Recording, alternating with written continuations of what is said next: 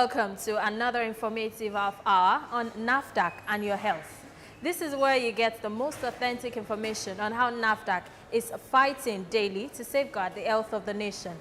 My name is Tosin Omolaja, and today we shift focus to micronutrients. Micronutrients are nutrients that are required in the body in small quantities. They are vitamins and they are minerals and amino acids that are required for development and growth of humans.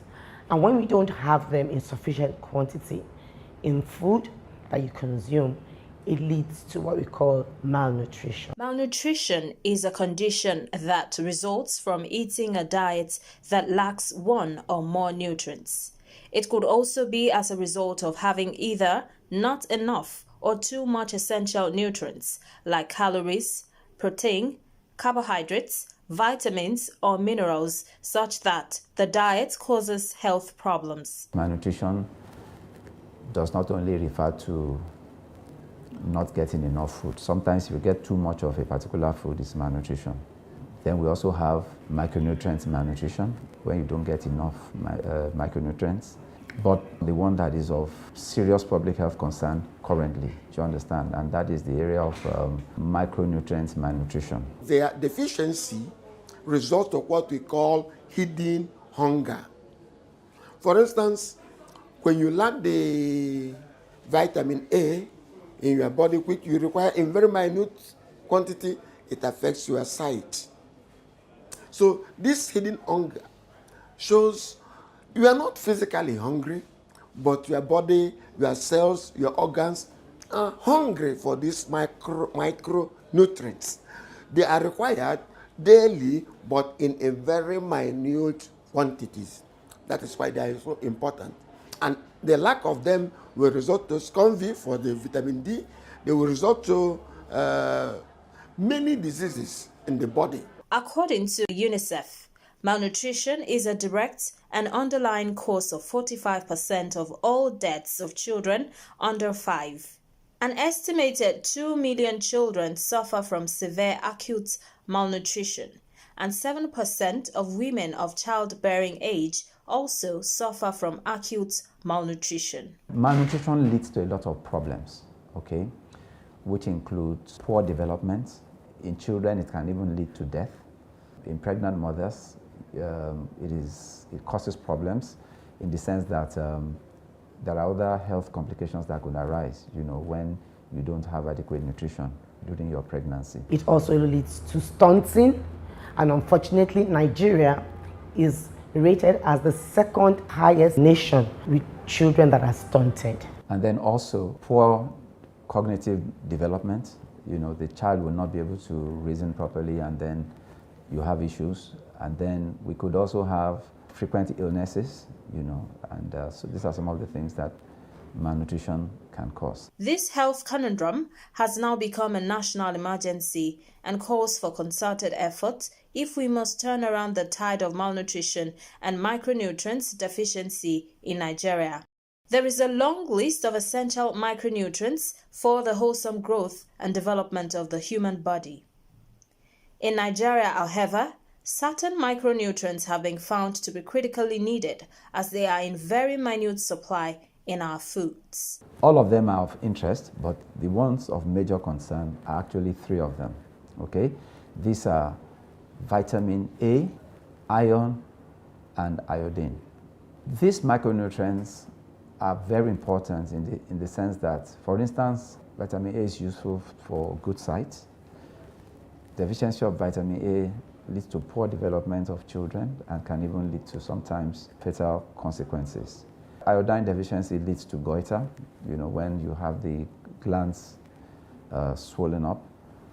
And then, of course, iron deficiency leads to anemia, and these are various conditions that could now, lead into other complications if adequate care is not taken.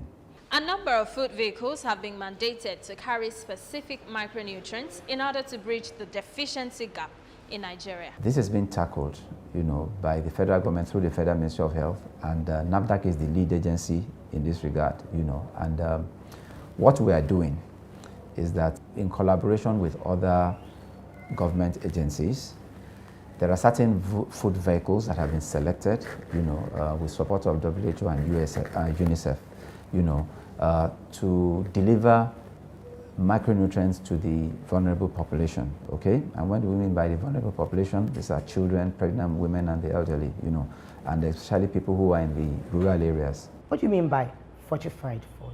Because naturally, we found out that our starchy food, proteinous food, fats and oil are not sufficient when broken down in the body to deliver these micronutrients.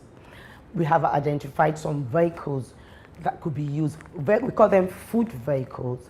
And what are these food vehicles? There are some staple foods that have been identified in our diet in Nigeria that could be used to transport these micronutrients into our food, and it will now provide the availability of the necessary vitamins and minerals in the food.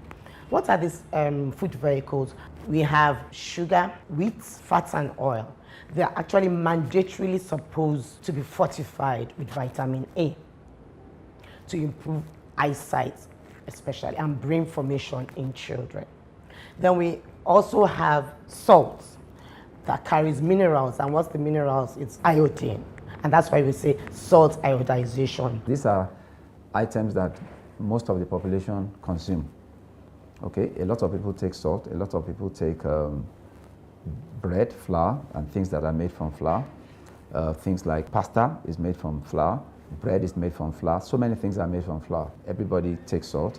Then we have vegetable oil. Quite a number of people take vegetable oil. So you must fortify the vegetable oil with vitamin A so that when people are taking vegetable oil, somehow you are getting the micronutrients that you've missed out in so many other food items that you've been taking.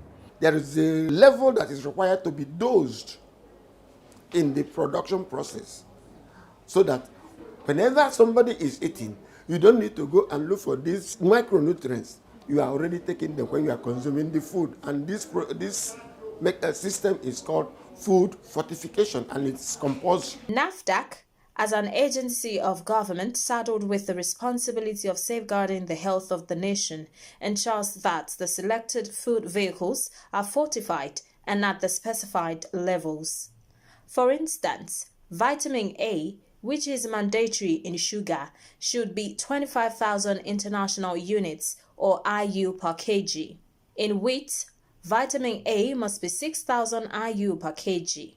Vegetable oil must carry 20,000 IU of vitamins per kg and between 26 and 33,000 IU per kg in margarine and butter. For salt, the required concentration for iodine fortification is 50 parts per million at the factory.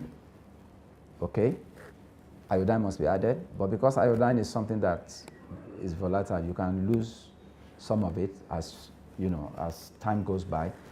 At the market level, when we check, it should not be below 30 parts per million. Labeling is an important requirement for producers of regulated products. It's even more important for food vehicles, as this allows the consumer make informed buying choices. We have food fortification regulations. We also have vitamin A fortification regulation to ensure that once these minerals and vitamins are in food, they are declared on the packaging of the product. There are set requirements for any food that has micronutrients in them. They should be labeled properly according to the prepackaged labeling regulation, and the quantity must be declared. Before any regulated product that falls under the food vehicles category is allowed to be registered, given a NAFDAC registration number, and thereafter produced for public consumption.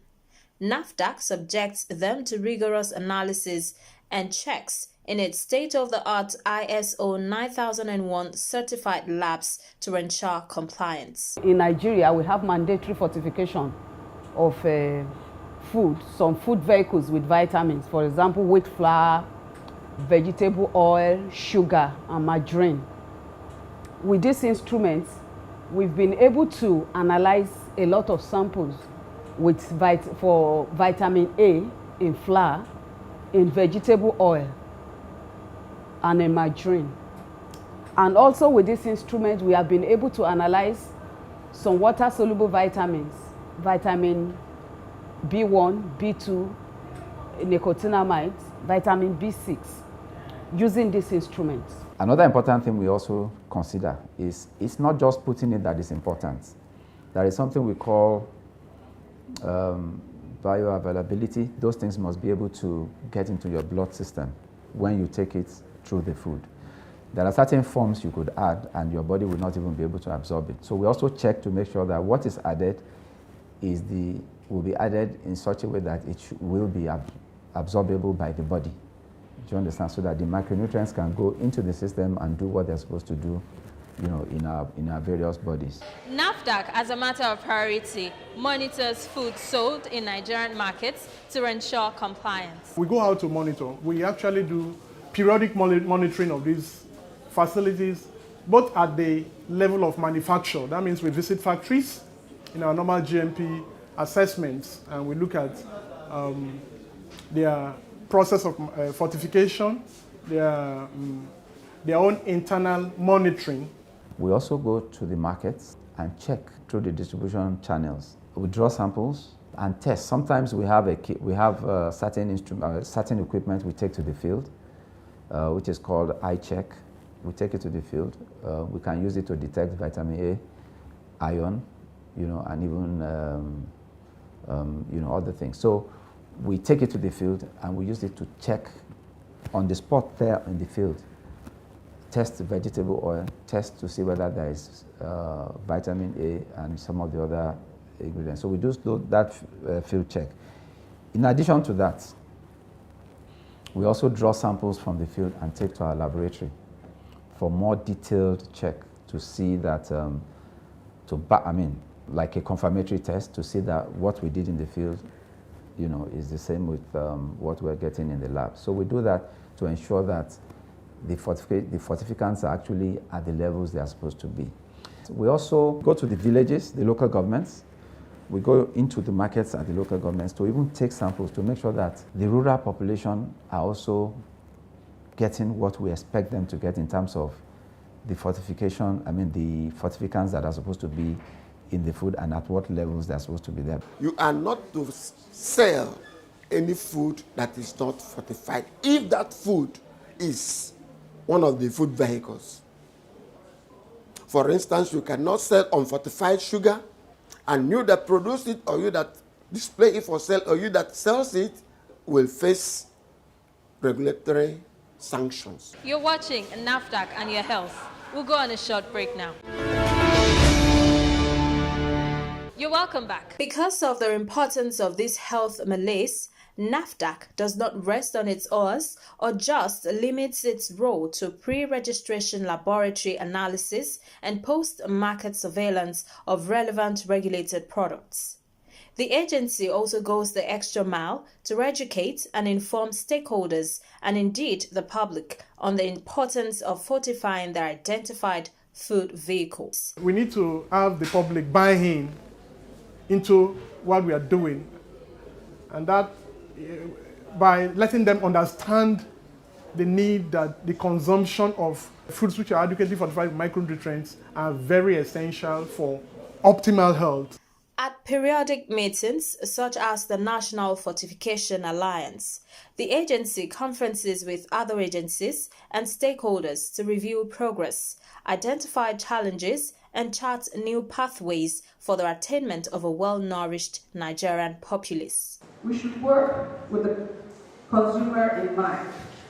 At the end of the day, we want to make sure that what we do has positive impact for those at the end of the line who rely on us to discharge our responsibilities with the utmost sincerity, and noting that small steps that we take have great impact within this country. Malnutrition and micronutrients deficiency takes the most toll on maternal health and infants. Therefore, NAFDAC encourages pregnant women and nursing mothers to take breastfeeding very seriously. The first 1,000 days matters, and it's important that the infant gets very, very good nutrition during this period. What we expect, what there is something we call the breast milk substitutes, BMS code, breast milk substitutes code. What WHO is promoting is that every child that is born should have exclusive breastfeeding for the first 6 months of life. And when we say exclusive, no water, no sugar, no salt. Do you understand? Exclusive. Everything that the baby needs is in the mother's milk. And if you give enough, if you breastfeed enough, your baby will come out, very well. NAFDAC took advantage of the World Breastfeeding Week to further sensitize women, nursing mothers, and stakeholders on the importance of optimal breastfeeding practice to the nourishment and wholesome growth of infants. Why we relate it to national economic development is because when you breastfeed your child has access to optimal nutrition, good nutrition, at that beginning stage of life when the brain is forming and everything is developing. So at that time, if you provide adequate nutrition, you have people who develop very well intellectually and they can actually progress in life. The ripple effects of non-compliance with this most crucial national health issue cannot be quantified or overemphasized. It reaches to the very core of our national growth and development. The cost of not taking good food or not fortifying the food is much more than what it costs to fortify the food. And what do I mean by this? When people start to fall ill, you spend a lot of money in the hospital, then lost time, productive time, because even if it's a child, a father or a mother would have to leave work to go and stay with the child or take the child to the hospital. Productivity is lost in that place because you've left what you're doing to go and attend to a sick child and all that. Then, in addition to that, when a child is developing and there's poor cognitive development, that child becomes a problem, learning becomes difficult, and then it becomes a challenge. And then what kind of resources do you want to have to drive your country or to drive the country if you keep having people with stunted people, stunted children? They will also grow to become adults, but they have poor cognitive capabilities. Do you understand? So the consequences are a lot more. Do you understand? So that is why we insist and we encourage all people that are manufacturing items that are supposed to be fortified, the food items that are supposed to be fortified, should please fortify them and ensure that the fortificants are at the levels that they should be. A much more complex cultural issue that contributes to the deficiency problem is the preference for imported foods. This is a culture that must change if we must eradicate the problems of malnutrition and micronutrients deficiency in Nigeria. It will do good for Nigerians to demand for foods, staple foods that are fortified. There's something peculiar with Nigerians. We love imported food. There's nothing wrong with imported food, but unfortunately, these fortified food, if they're imported, might, and especially if they're smuggled, might not be fortified.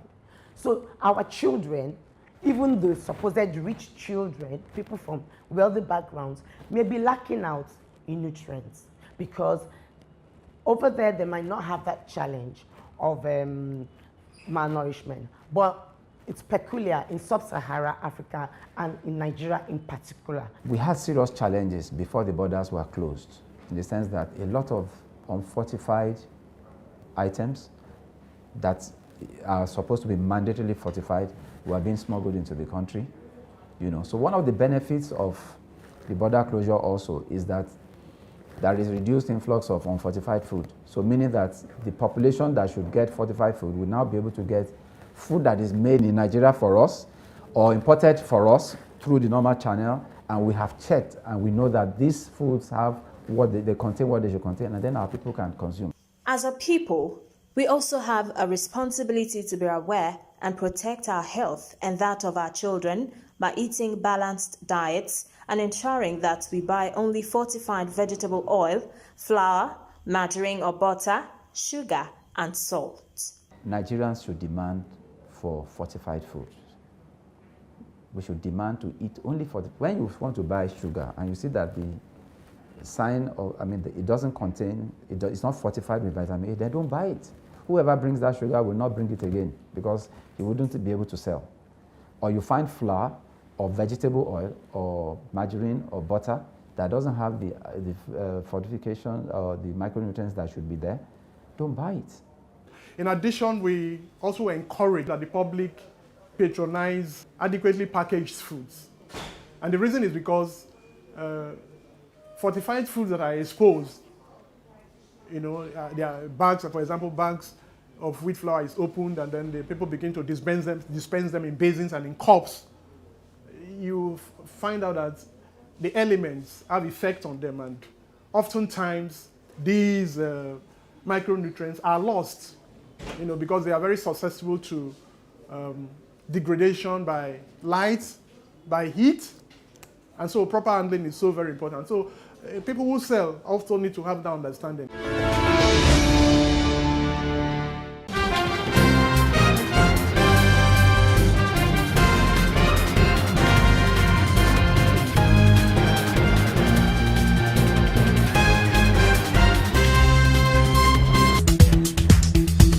NAFDAC reiterates its commitment to being customer-focused.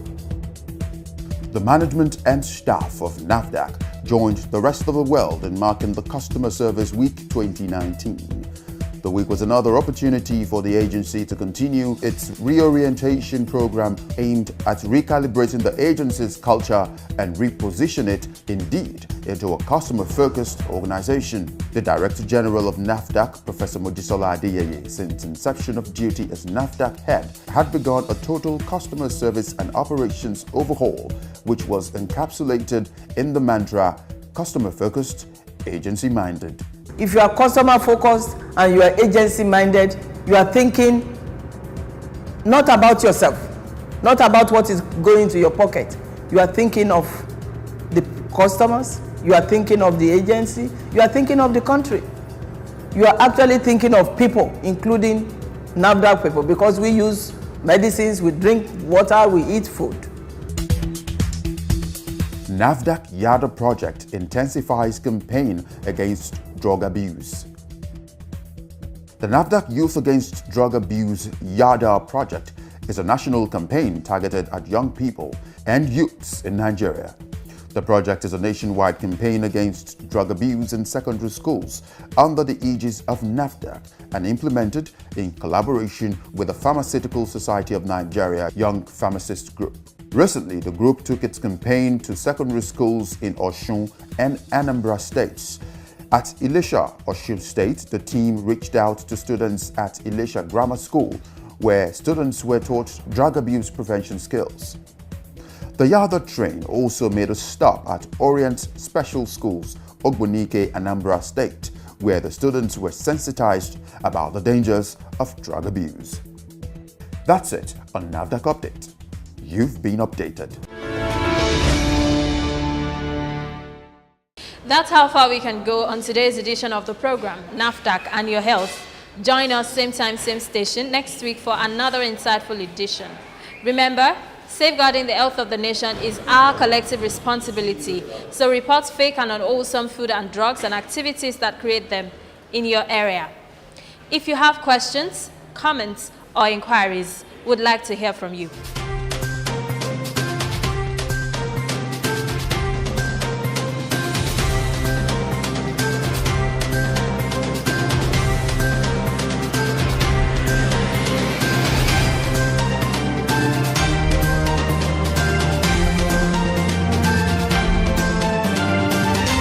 Till next week, stay safe.